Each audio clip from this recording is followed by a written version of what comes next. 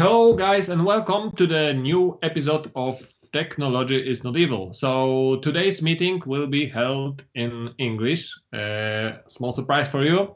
And as always, we are live on Facebook, YouTube and LinkedIn, major social media platforms. And as usual, so please write in the comments if you can see us and hear us well enough. Throughout our today's discussion, feel free to ask questions and we'll try to answer to the best of our ability if our time frame will allow us for this. And today we'd like to discuss a modern approach to migrating legacy systems. My name is Marek Psiuk. I am the CTO of No Fluff Jobs, and my today's guests are Filip Łubniewski, Senior Software Engineer from OLX Group, and Tomasz Czubocha, also Software Engineer from OLX Group. So warm welcome to you, Filip, and to you, Tomek. Hello, Marek. Thanks for having us. Hello. Okay, perfect. So maybe before we do this deep dive into migrating legacy systems on the basis of your case study, guys, maybe you could give some quick introduction about your OLX Group, what do you do, and why this could be interesting for our listeners today. Yeah, sure, why not? So let me briefly introduce what OLX Group is, because it's actually quite interesting that most people are not aware how big it is. Actually, OLX Group is a network of online trading platforms, and we operate in over 40 countries. And we have more than 20 leading brands like OLX PL, Autodom PL, Automoto PL in Poland, and many more in other countries. And we tend to think about it in this way, that we have horizontals and verticals. Horizontals means that given website like OLX PL is spanning across multiple categories of goods like clothes, electronics, cars, and so on. And we have specialized verticals, Autodom, Automoto, where we focus on given category like real estate, where we have a dedicated bunch of search filters and other features for the given category. So I'm working in the real estate verticals as a senior software engineer. Okay. This division into horizontals and verticals make a lot of sense. Thanks, Filip, for this introduction. And Tomek, maybe a couple of words about yourself. I'm also the same as Filip. I'm software engineer at OLX Group at real estate, and I'm working in a product team, one of product team called monetization, and we care about all paid stuff on our websites. Okay. So you are the money guy. Exactly. At least you're delivering features that allow to get the money. Okay, perfect. So, I believe that this history starts a couple of years ago when you had a problem with your legacy system that you started to migrate back then. And maybe you could say a couple of words about the background, how did it look, and what was the main trigger or let's say main pain points that lead you to the decision about jumping on the migration process. Sure, but before jumping into this topic, let me say a couple of words about the division. How many teams do we have in real estate?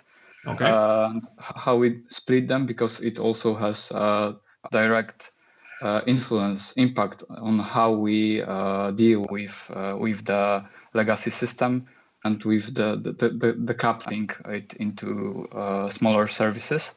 So in real estate, we are following this concept of team topologies, where you have teams dedicated for the segments of the business domain, and you have team called platform team, which is supporting the product teams in delivering new features. So we have teams like agents, real estate developers, monetization seekers, and some others. And additionally, we have a platform team where I work. And our goal is to reduce cognitive load for product teams by delivering tools, some under the hood services, pipelines, and designing processes and stuff like that. Okay, so you move out of the way all these harder obstacles in the workflow of the developer, so Tomek could be as productive as it is possible, and you deal with standardization of these processes, of these various pipelines, and some supporting services that make that decrease this load from the developer's shoulder, as you mentioned. Yeah. Yep, exactly. That's the point. That's the idea behind the platform team. Sounds fun for me. Okay, so Tomek is in this monetization, one of these business departments, this like kind of vertical business departments in Autodom, and you are like in this horizontal platform that supports all these business teams. Yeah, and this structure, it was also in place when you were starting the migration, or it evolved and was established at some point later? Yeah, there was at the beginning there was one big team, but there was a decision to split the work across the more teams. So when we started migrating, there was like few teams, but now the whole real estate department is growing and growing. So we have more and more teams as well. But yeah, when we started migrating, we already had a few teams. Okay. Yeah, and I think we can call it a design up front. Because there is this concept of the Conway law, where you the software, the architecture of your system will reflect how your company is working, what departments you have, and so on. So if you design your teams properly, the software should naturally be designed in same manner. So it's quite smart, I would say. Yeah, I remember Conway law from Eric Evans' DDD Bible, and basically, if you have like a couple of departments, different silos of business processes, then it's better to have like dedicated team, each supporting this different departments, because then they are like naturally focused on the particular part of the business domain, so-called subdomain in DDD terms, and they have like properly placed boundary on which they focus. Yeah. Okay, that sounds nice. So yeah, guys, back to these pain points. Yeah, what was the problem with this legacy system? Why decided to jump into migration, and what aspect did you take into account when you made this decision? So I think the most important factor was huge code base in one repository, which were really painful and hard to maintain and change.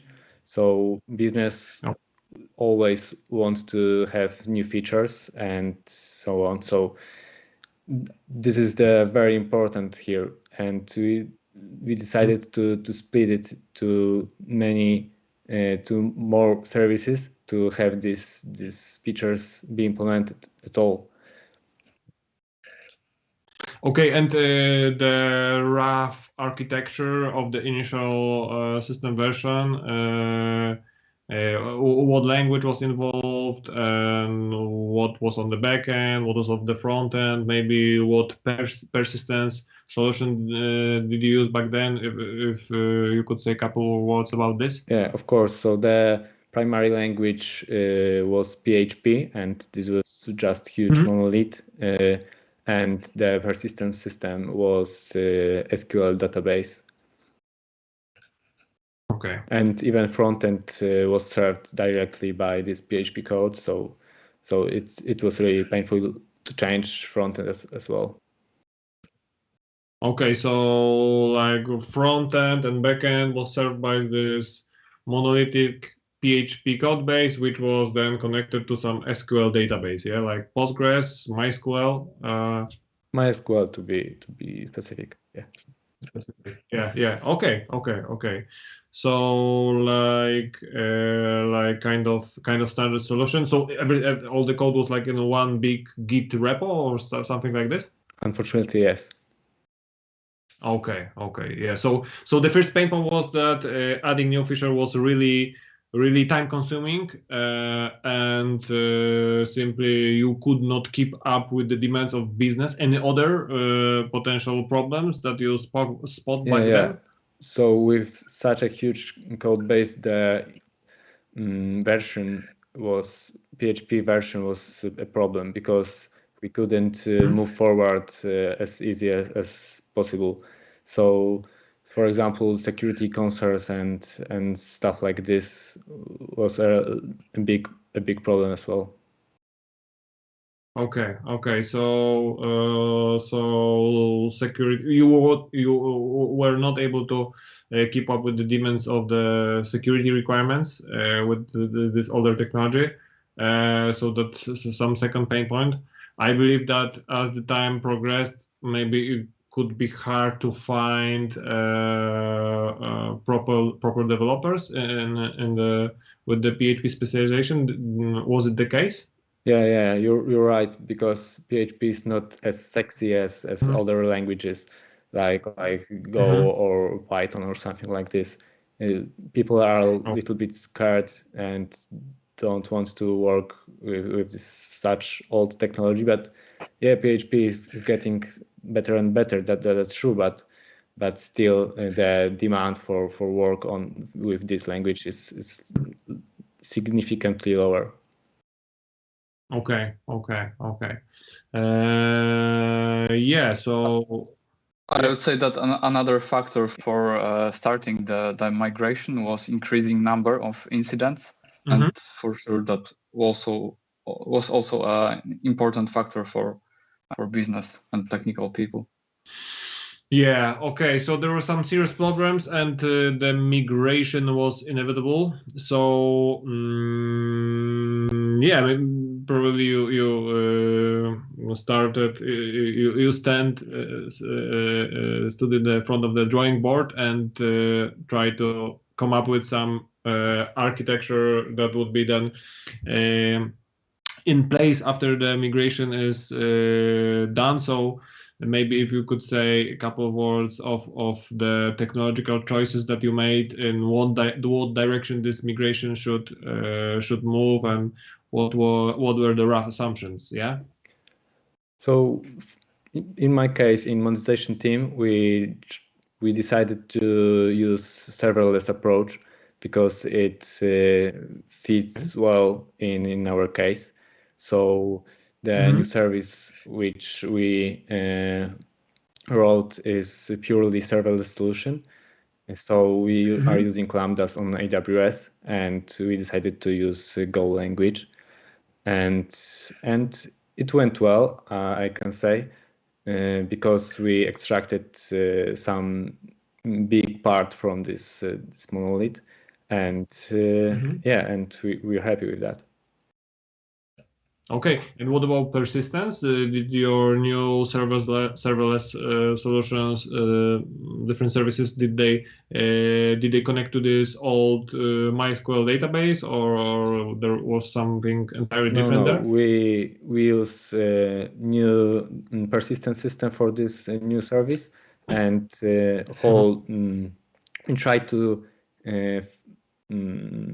we try to use only serverless systems. So we decided to use DynamoDB because it's like natural choice in AWS for lambdas. Yeah. Mm-hmm. Okay. Yeah. That sounds good. So and about the front end, what solution was chosen for the front end? Because the previous was like tangled in the PHP code, yeah, and in the new migrated version.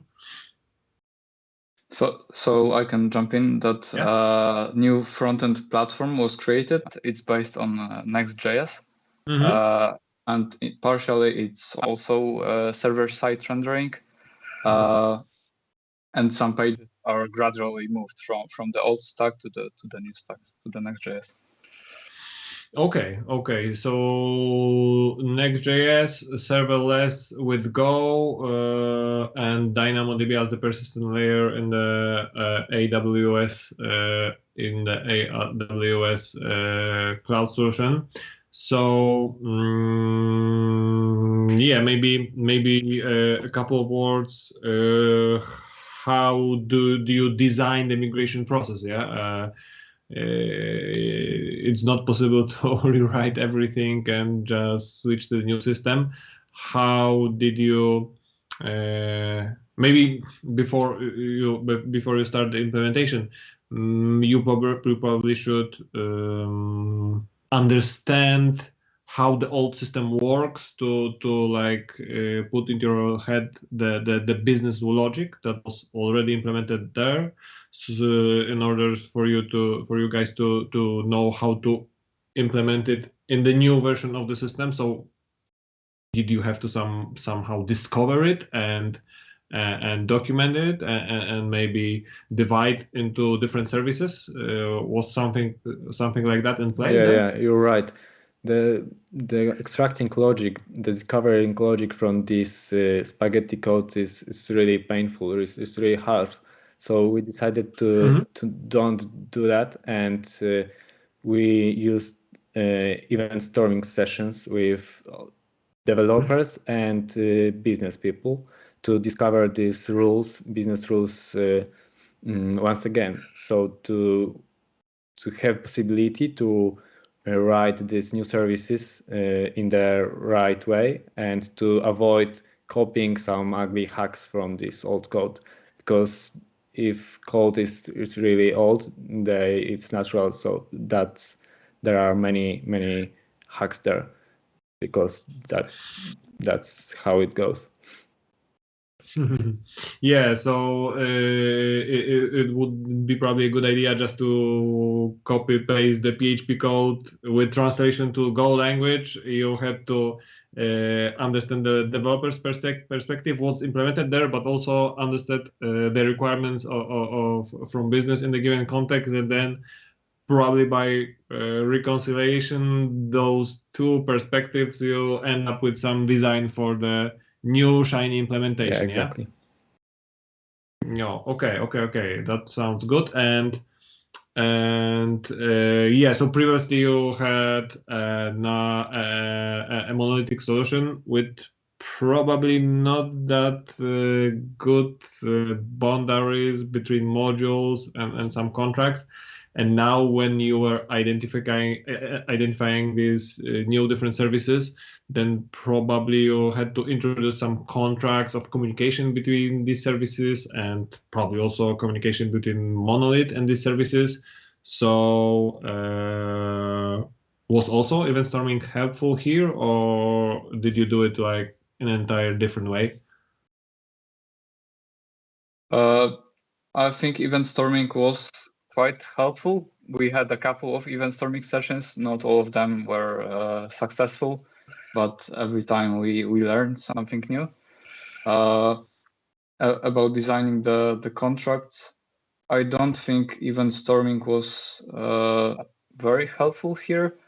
I think it was more in natural way, like when you try to extract some service from the monolith, you naturally see what events you need, because we based our migration on the events emitted from the monolith. And when you try to extract some part, you see that this event is helpful. Oh, I need this event, like advert was updated, or user was activated, stuff like that. So it came in natural way. It wasn't very shiny every time, because we had a case when we tried to extract some service.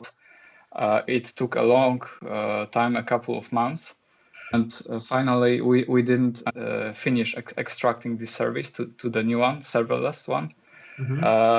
But as a side effect, we didn't lost this couple of months, because we started emitting events from the monolith that can be used by other teams. Okay. Yep. Okay, and these events were like a natural part of the monolithic code base before you started the migration, or did you have to first, make some preparation, some grooming, and adding event generation here and there into the old code base to have this nice way of establishing contract between monolithic and these new shiny implementations? Yep. So emitting events from the monolith required some additional work, because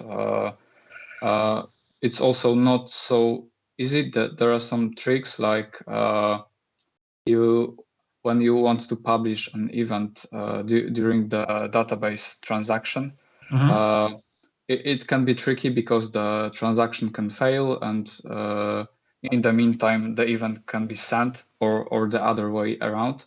So there are some patterns to deal with such cases, like we use outbox pattern, Okay. where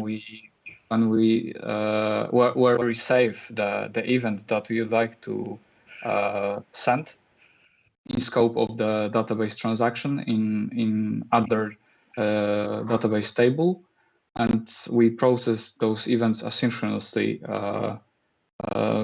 once the transaction is successful. So we are sure that events are sent only in case where the transaction was successful and there are no false positives. Okay, so this outbox pattern sounds really smart. And what technology did you use for sending these events to the serverless services? It's AWS Event Bridge. It's like Event Bus on Amazon Cloud. Okay. So some another nice shiny AWS solution came to the rescue, and you incorporated it for communication between monolith and services, yeah. And it's also like transactional, that this outbox pattern ensures that for sure only if transaction commits the event will be sent and it will be never dropped. But what about the receiving side on the serverless part? Do you also have there a guarantee that when writing some transaction into DynamoDB, you are marking this event as processed, so you are sure that you will always process it, never skip it, and never process it twice? Is there some solution like that there? I think such mechanism is on AWS part, because it has a mechanism that retries the event delivery if a consumer can't receive it at specific point in time. And also we implemented a very important thing, which is DL queues, dead letter queues, where the events which cannot be handled they are stored in such queues. So to handle it in later time or something. So regarding these guarantees, AWS Event Bridge has at least once delivery, and it's on the consumer side to take care of these events. So you have to remember if you processed this event or not, and like provide some idempotence semantics to properly solve them. Yeah. It's on the consumer side. Yeah. Okay. Yeah. So another interesting piece of technology used here for this migration, AWS Event Bridge, Event Bus. Sounds tasty for me, and yeah, so I believe that some significant challenge in this migrating process was deciding what should be migrated in which order, and also once you migrate something, then how the switching process did look like. Yeah, so you provide some new serverless solution, and at some point you're like switching the traffic from the monolith to this new service, and what if you like see after a while the service being online that something is wrong, maybe would like to switch back. I think that it could be interesting if you maybe explain a little bit how you tackle this aspect of this migration process. Of course, we couldn't make a big bang solution and just see what would happen because of the too high risk of that. So we only migrated some part of the users to the new services. And what's important, we also tried to make the old solution, the monolith, still compatible with all the changes. So in each time we could switch back and see what went wrong and fix that. So that was the for sure good decision, because we were flexible and we could go in our pace. Not force all users at the same time. Okay, so like for example, you were able to roll out some new serverless functionality to only like some percentage of your users, something like that? Percentage or even particular cases, which were, for example, edge cases to test our services. Okay. For example, users with really high number of ads posted, or low or inactive users to check the cases. Oh, that's interesting. So what solution did you use for like routing that this particular user should not go to the PHP monolith, but rather it should be his request should be routed to some serverless endpoint? That could be interesting here. So you're probably trying to talk about our Graphql Gateway, but it isn't the case here. Tomek, you can correct me if I'm wrong, but you did it probably somewhere on the monetization service side, I guess. No, it was Graphql Gateway. Okay. So it decided where the requests should be handled. Okay, so about the Graphql Gateway, it sits between the client and the backend, the monolith and new services. It's you can think about it like regular API gateway with the GraphQL concept. So the front end has a single point of knowledge, and you can decide that this piece of data will come from the monolith, and another piece of data will come from newly created service. They are composed together in a single response and served to the front end.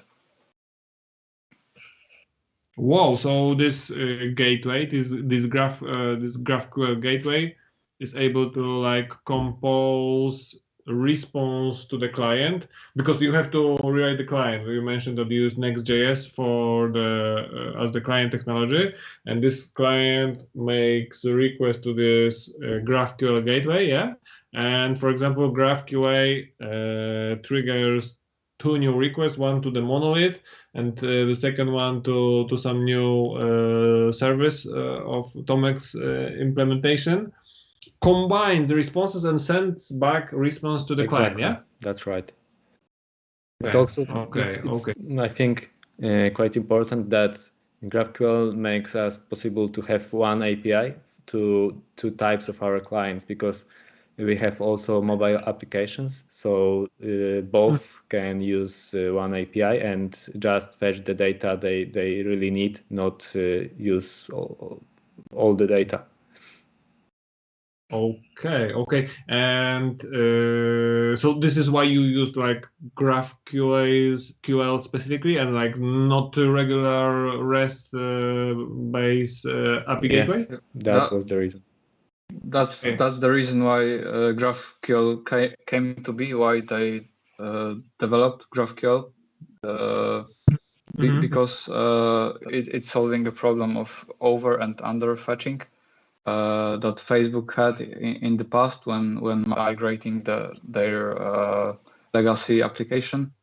And thanks to that, you can have multiple clients, like mobile phones, like websites, and they can pick what data, which fields they are interested in from the backend.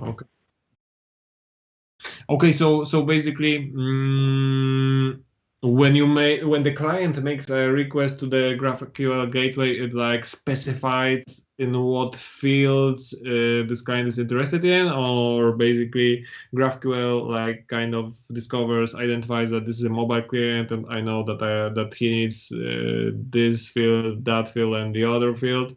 How does it work exactly? So it depends on the view that the end user will see, and if on the desktop side you need some particular fields like advert content, like advert pictures and so on, maybe you won't need such data on the mobile phone, because the screen is smaller and you only need some smaller piece of that data, right? Some subset. And thanks to GraphQL, you can specify what exactly you need.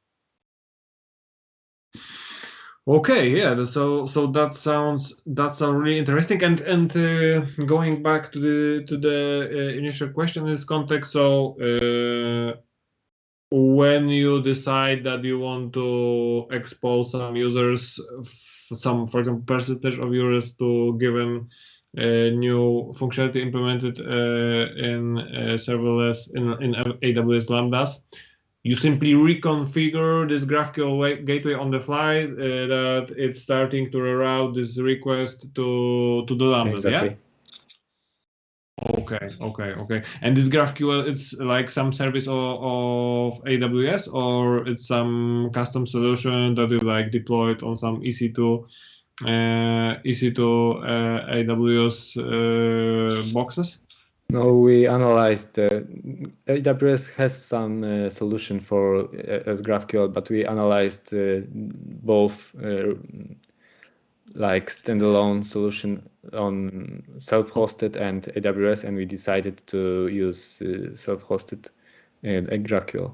So in more details, there is this AppSync service on the AWS. It's a managed service, but it has some downsides, like quite big latency, which is quite important in a service like a gateway, where you want to have the latency as low as possible.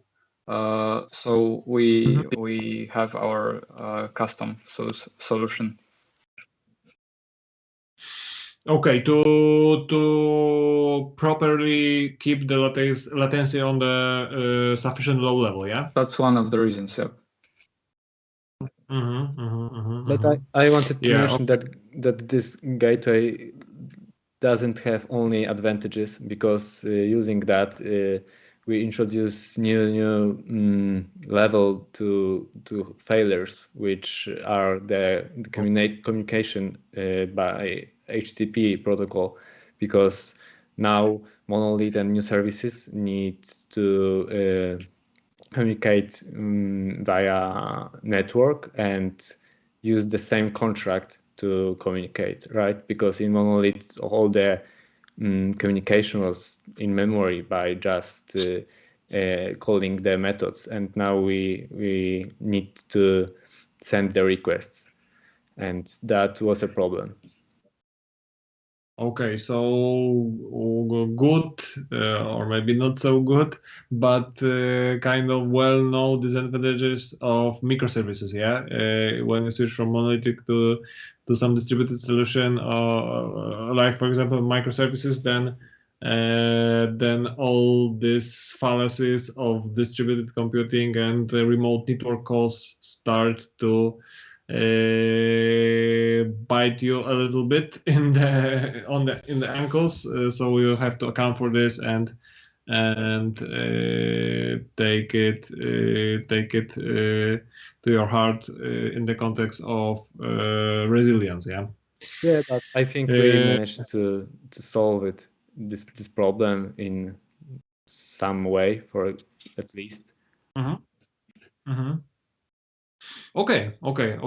So you have some mitigation strategy for this, and some retries, ensuring that like this the outbox pattern that Filip mentioned about, exactly once delivery semantics from AWS Event Bridge in the context of services, and probably some similar stuff in the context of HTTP calls.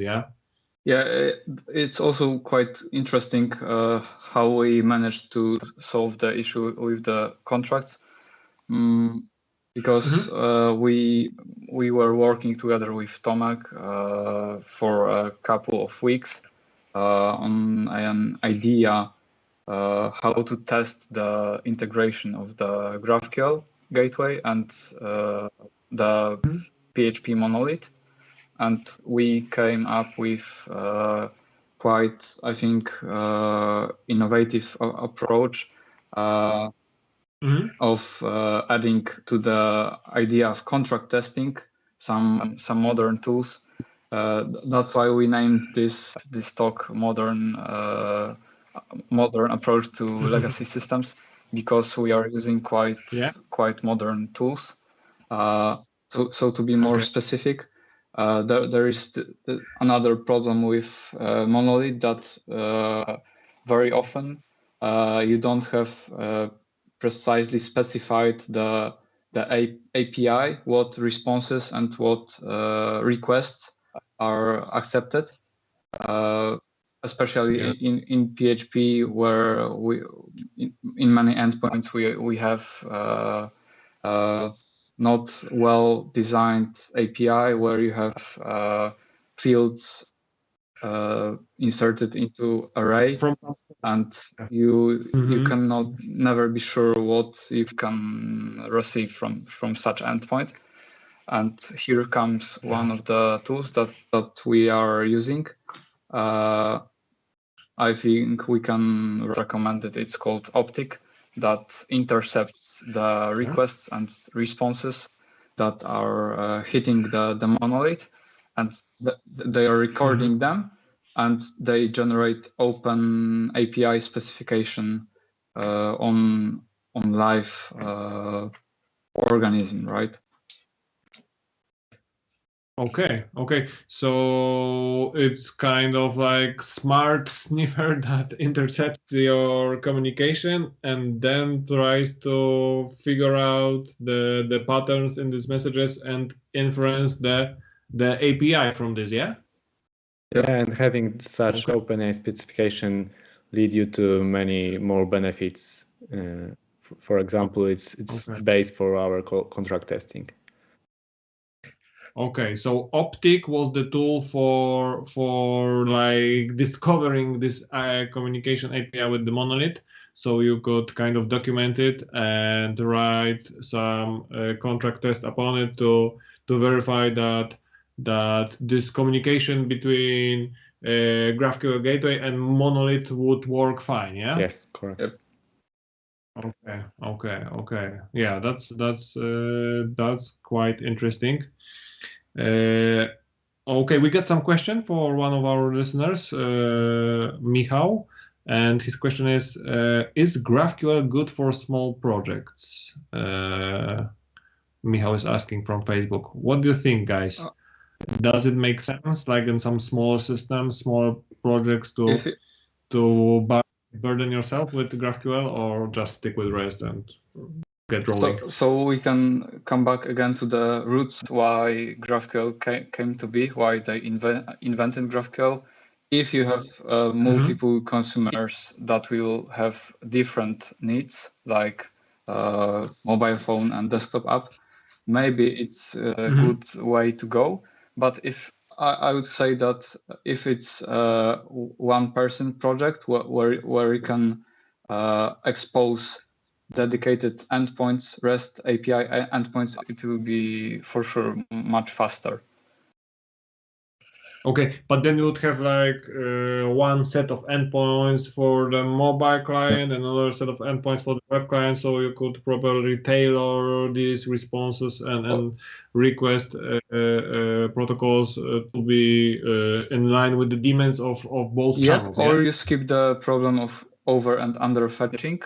You just forget about it. You expose one endpoint that exposes a huge bulk of data, and you pick some parts on the desktop app and some parts of the mobile app. It depends on your case.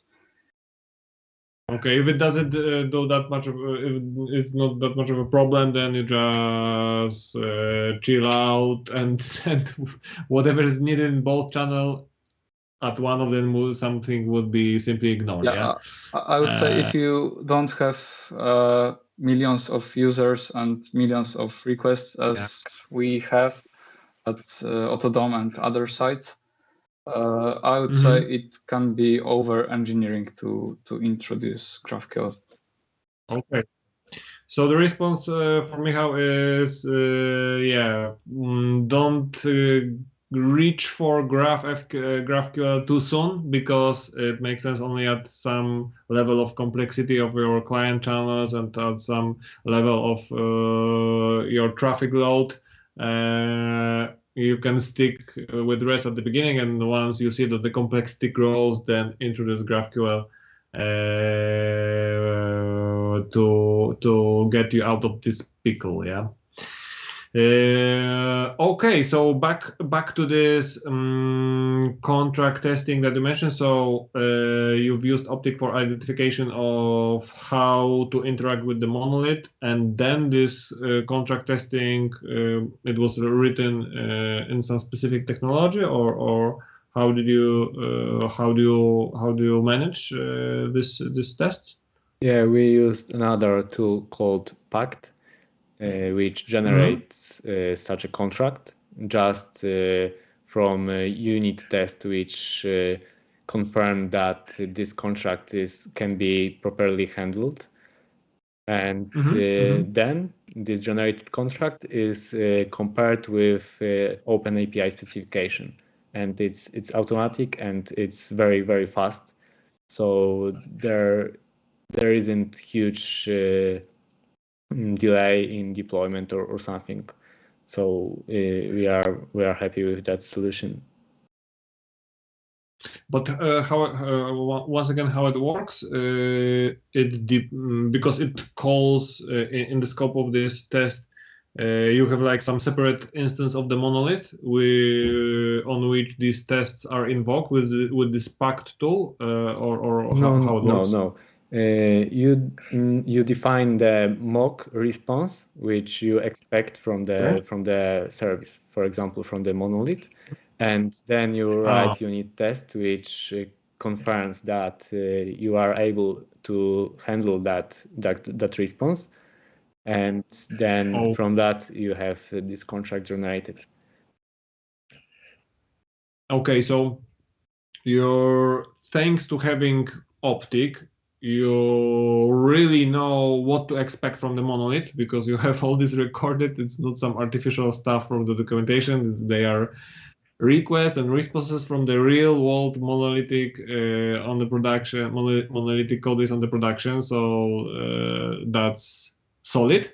And then you're using Pact to kind of mock this data, sent or like received from the monolith on the basis of a request that you sent, and you have like a really fast testing framework which just works with this mocked with these mock responses and checks whether your logic inside GraphQL and the request received from clients actually are doing their job. Yeah, exactly. So that's why it's just comparison of two files. That's why it's so fast. We don't need to do any HTTP requests to the monolith and so on. It's mostly correct, but we don't record the traffic on production because of the overhead of such tool. We do it on some local instances of this monolith. So also it's interesting because once you record such traffic on the local instance, you can never be sure that the contract won't change in the near future, right? Because it's not on the production traffic. So you need some additional API tests that verifies that the monolith is still in the line with the open API that we have recorded. So it's like that. I just wanted to mention that we don't record the production traffic. But how did you then manage to have this synchronization from this open API that was kind of discovered by Optic on some of your local monolith deployments with the maybe somehow evolving APIs of the monolith in production? So when we do API testing, as Filip said, we compare if a response we received from the monolith conforms with the API specification. And if we see any difference between API specification and real monolith response, the test fails.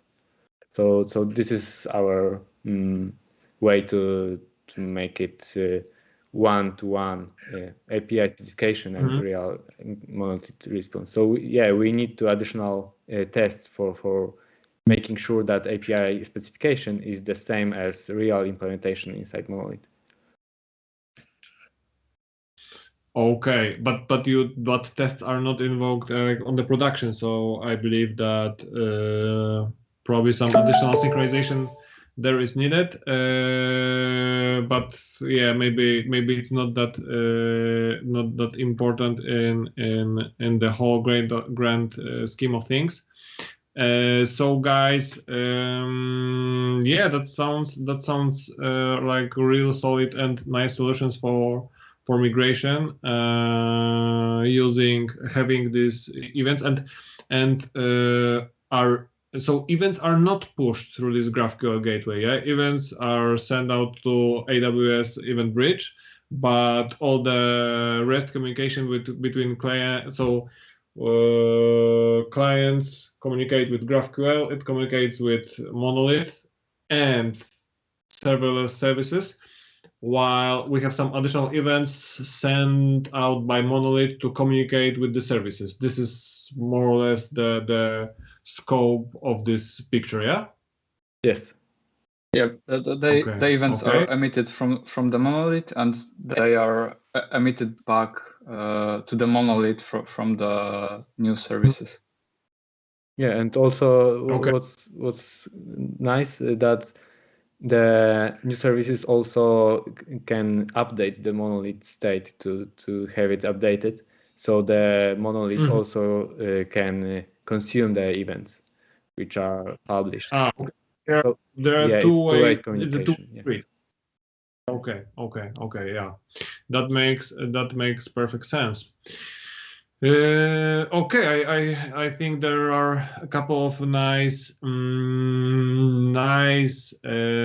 approaches here that our listener can take into account when designing or moving forward with their migration of some legacy systems. So maybe if I could quickly summarize some good stuff that we hear today. First of all, I think it's worth noting that this discovery process that you mentioned, having this nice event storming session, which included both business people and developers from the legacy system to identify perspective of both sides, and thanks to that, we were able to convert them into the view of how the new implementation should look like. It also maybe allowed you a little bit to help with this events identifications, but as Filip mentioned, it was actually performed separately.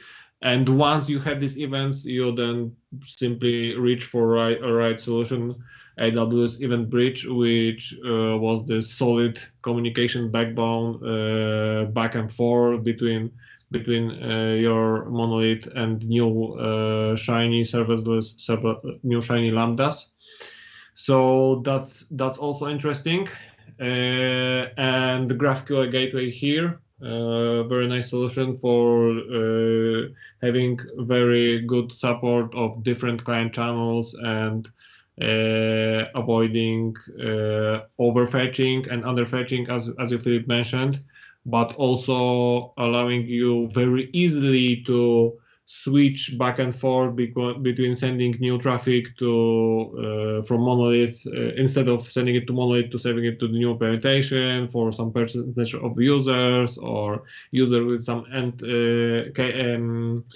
corner cases. That's also something to take into account as a good way for performing the migration. And finally, this approach to contract and API testing using optic sniffer for identifying APIs with the monolith on the fly. It's request that it accepts and responses that it gives back, and then performing this test using the packed solution, which has these mocks of responses and requests, and allows you to test very quickly if the logic of your client and of GraphQL Gateway works as expected. So a couple of nice cherries here used in this migration process that are worth nothing from my point of view. So I think that sums it up quite well. Do you guys want to maybe add something to this summary? Yeah, I want to say to our listeners that if you want to join us to solve such interesting problems, and together with even above 11,000 of employees and from 18 nationalities, you can join us. You can find us on LinkedIn and also on our website. And what's important nowadays, we work fully remotely, for example, me and Filip, but also we have offices in Poznań, Warsaw, and in Krakow. So feel invited. Okay, that sounds like there could be some nice challenges to solve, and some smart and modern approaches for dealing with the legacy stuff and related migration. So sure, feel free, guys, to reach out. I would like to put up some final words here on our today's webinar.